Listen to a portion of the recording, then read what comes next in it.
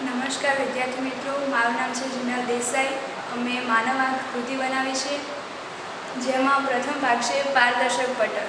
આંખની આગળનો પારદર્શક ભાગ જે બહારની તરફ ઉપસેલો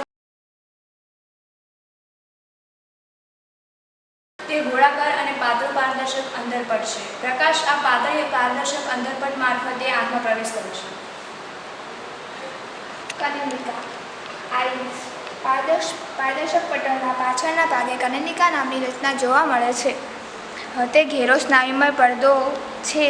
તે કીકીનું કદ નાનું મોટું કરે છે। ત્રીજો ભાગ છે કીકી। કનેનિકાની મધ્યમાં આવેલ નાના પરિવર્તનશીલ ક્ષેત્રને કીકી કહે છે।